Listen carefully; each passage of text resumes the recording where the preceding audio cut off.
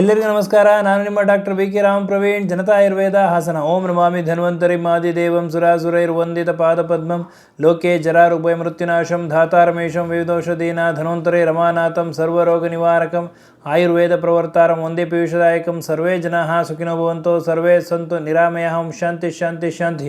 ವೀಕ್ಷಕರೇ, ಇವತ್ತಿನ ಸಂಚಿಕೆಯಲ್ಲಿ ಬೊಜ್ಜಿನ ಸಮಸ್ಯೆಗೆ ಮನೆಮದ್ದು ಏನು ಮಾಡ್ಕೋಬೇಕು ಅನ್ನೋದನ್ನು ತಿಳಿಸ್ಕೊಡ್ತೀನಿ.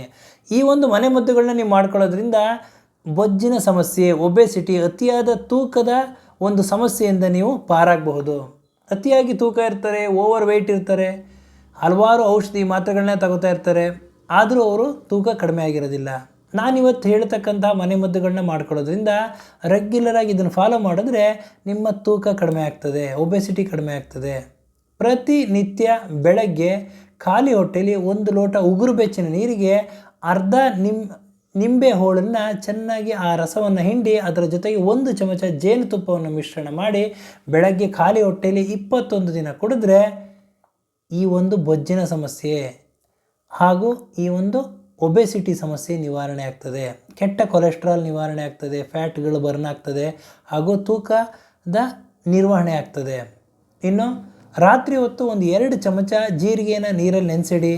ಮಾರನೇ ದಿನ ಆ ನೀರನ್ನು ಚೆನ್ನಾಗಿ ಕುದಿಸಿ ಆರಿಸಿದ ನಂತರ ನೀವು ಕುಡಿಯೋದ್ರಿಂದ ಈ ಒಂದು ಬೊಜ್ಜಿನ ಸಮಸ್ಯೆ, ಒಬೆಸಿಟಿ ಸಮಸ್ಯೆ ನಿವಾರಣೆ ಆಗ್ತದೆ. ಡೈಜೆಷನ್ ಚೆನ್ನಾಗಾಗ್ತದೆ. ಹಾಗೂ ಆ್ಯಪಲ್ ಸೈಡರ್ ವಿನೆಗರ್ ಅಂತ ಸಿಗ್ತದೆ. ಇದನ್ನು ಪ್ರತಿದಿನ ಊಟಕ್ಕೆ ಮುಂಚೆ 1 ಲೋಟ ಉಗುರು ಬೆಚ್ಚ ನೀರಿಗೆ 1 ಚಮಚ ಹಾಕ್ಕೊಂಡು ನೀವು ಕುಡಿಯೋದ್ರಿಂದ ಈ ಹೊಟ್ಟೆ ಹಸುವು ನಿಧಾನ ಆಗ್ತದೆ, ಫ್ಯಾಟ್ ಬರ್ನ್ ಆಗ್ತದೆ, ಅನ್ನೆಸರಿ ಕೊಲೆಸ್ಟ್ರಾಲ್ಗಳು ಈ ಒಂದು ಬರ್ನ್ ಆಗ್ತದೆ. ಇದರ ಜೊತೆಗೆ ಇನ್ನೊಂದು ಮುಖ್ಯವಾದ ಅಂಶ ಅಂತಂದರೆ ಆ್ಯಪಲ್ ಸೈಡರ್ ವಿನೆಗರ್ನ ಪ್ರತಿನಿತ್ಯ ಯಾವುದೇ ಕಾರಣಕ್ಕೂ 2 ಚಮಚಕ್ಕಿಂತ ಜಾಸ್ತಿ ಉಪಯೋಗಿಸೋಕೆ ಹೋಗಬೇಡಿ.